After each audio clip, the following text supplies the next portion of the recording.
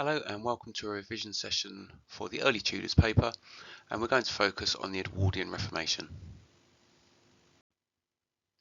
In this presentation we're going to build up a picture of the Edwardian Reformation by having a look at the importance of key individuals such as Edward VI himself, Thomas Cranmer and the Protectors, and we'll also have a look at key moments of legislation that were passed across the reign and build up a timeline. Let's start by having a look at Edward himself. His personal religious views were that he was an evangelical Protestant. As the reign continues and Edward approached maturity, he became increasingly influential, and his own personal religious beliefs couldn't be ignored. He favoured radical reformers, and we know that he attended Privy Council when important religious legislation was being discussed and decided on, again increasingly as he became older. And we know that he made personal interventions when he thought it was necessary, again particularly towards the end of his reign. And as a result, Protector Northumberland introduced more radical policies as Edward approached maturity.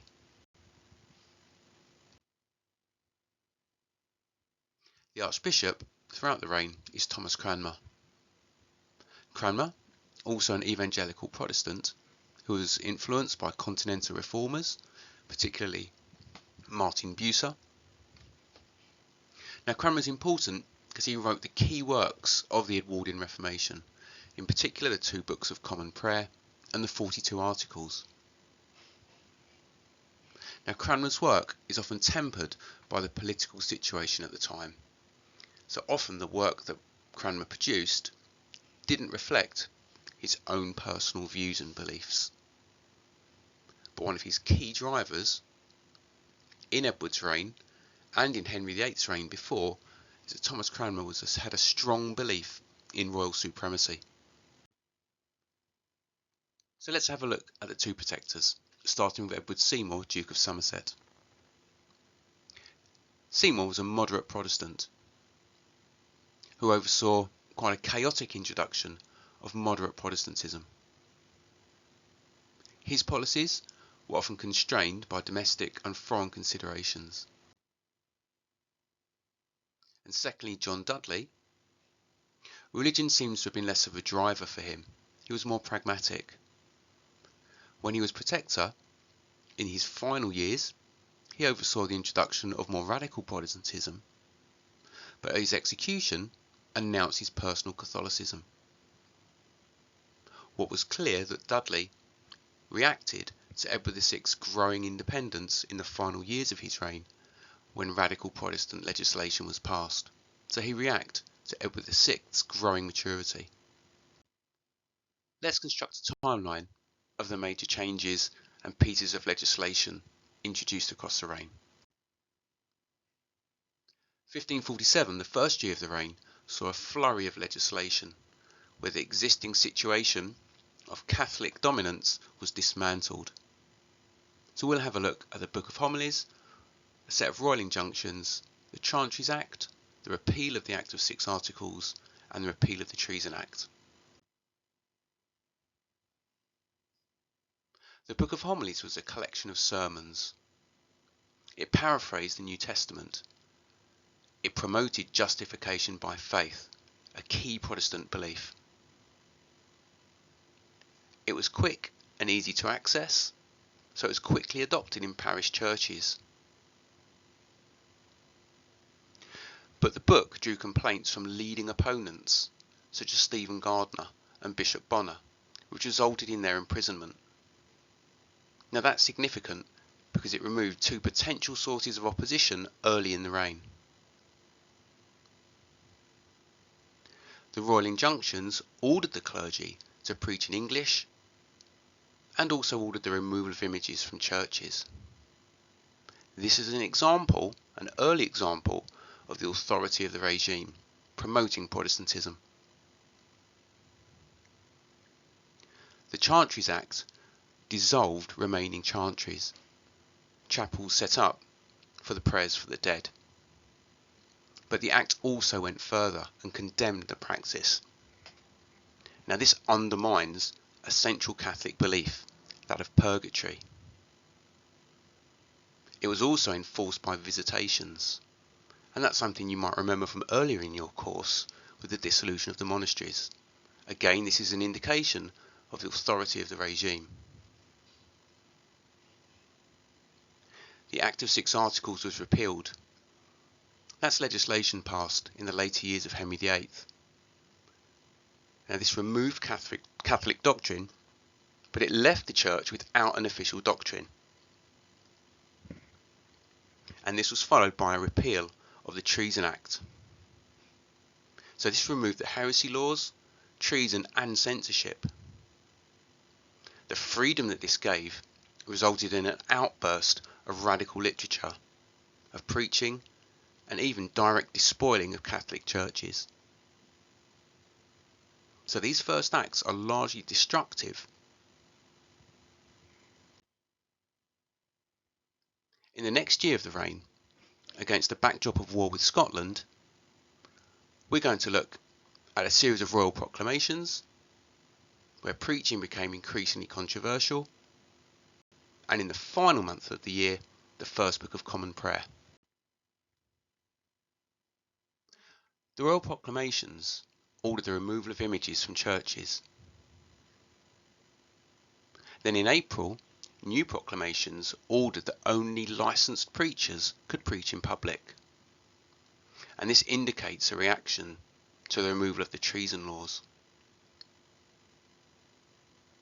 But then months later in September, all preaching was banned. And this again, of course, suggests that the government had lost control of preaching and radical Protestantism. The proclamations are an attempt to restore order. Partly, this is because the Church is without doctrine. Throughout 1548, Thomas Cranmer was constructing the prayer book, which was a complex operation. So the government has ceded authority here and is struggling to retain and restore control. At the end of the year, Cranmer was ready, and the first Book of Common Prayer was published.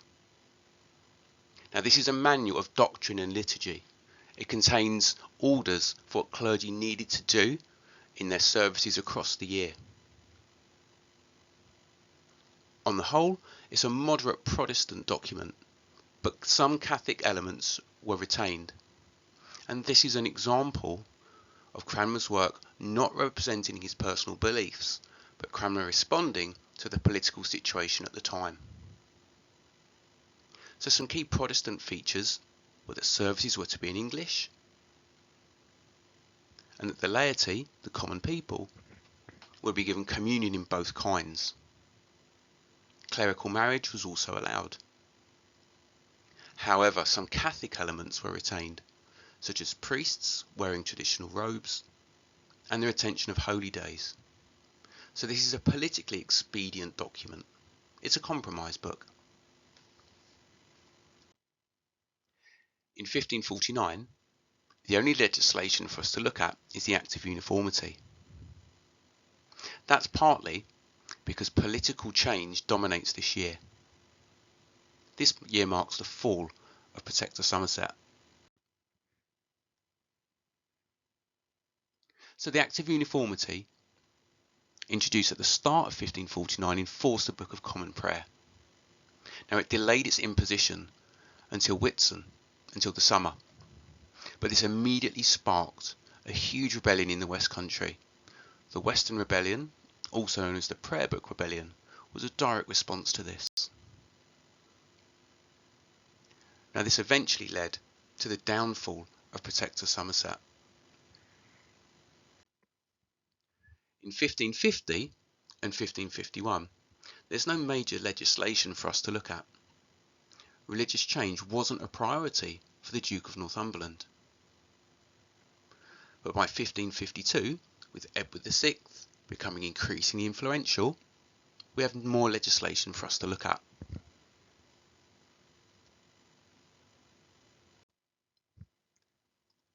The second Book of Common Prayer compared to the first, was completely Protestant. Now this indicated the influence of the Continental Reformers on Thomas Cranmer, and again it also reflected more of Edward VI's personal beliefs. Some nice examples are the way that transubstantiation, a key Catholic belief with communion, was replaced with Jean Calvin's definition of spiritual presence. Altars were replaced with simple wooden tables, and priests no longer dressed in traditional robes.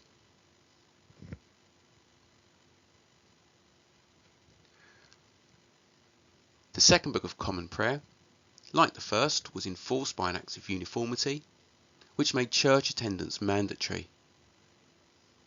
This gives you an example of change being more carefully enforced under Northumberland than Somerset. And later in the year, Edward VI made a personal intervention with the Black Rubric Proclamation. Here, Edward demanded that the laity would kneel to receive communion. Now this had been controversial because for some Protestants this suggested idolatry. Edward's proclamation insisted that people would kneel purely for the reasons of good order. Now the importance of Black Rubric is that this is an example for us of Edward VI's increasing involvement, personal beliefs and maturity and confidence.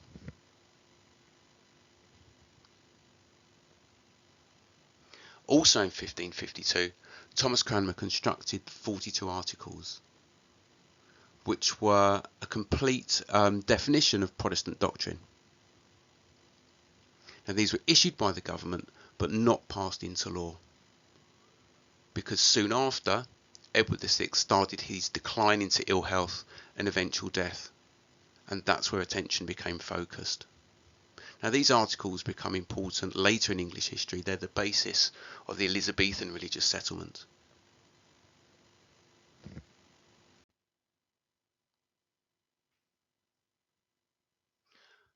In Edward VI's final year, the short Catechisms were published.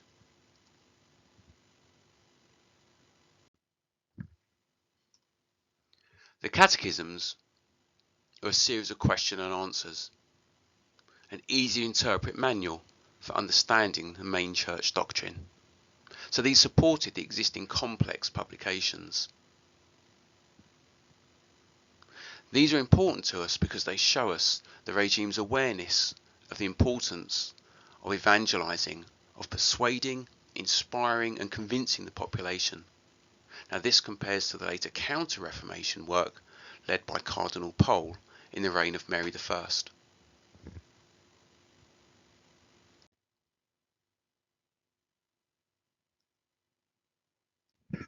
So let's have a look how the Edwardian Reformation was achieved. Firstly, delivery was successful. There were effective preachers operating in larger towns to evangelize populations. And there was also impactful literature, such as the Book of Homilies and the prayer books, which made up for the shortage of effective preachers or clergy in the provinces. Secondly, the Continental Reformers. Now England had become a haven for some leading thinkers and reformers from the continent. And these individuals provided ideas and pressure and influence on the regime. Two examples are Martin Bucer, whose thinking was influential in the first prayer book, and secondly Peter Martyr, with his ideas on transubstantiation. Both of these reformers had a close relationship with Thomas Cranmer. And lastly, opposition was ineffective. Potentially influential opponents, such as Gardiner and Bonner, had been imprisoned in the early months of the reign. So there was a lack of organised opposition, and this smoothed the passage of legislation. When there was wide-scale opposition, such as in the summer of 1549 in the Western Rebellion, this was suppressed.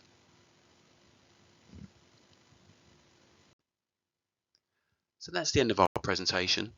Good luck in your revision, and remember, you'll find lots of other revision videos for you to have a look at on the CHSG History channel.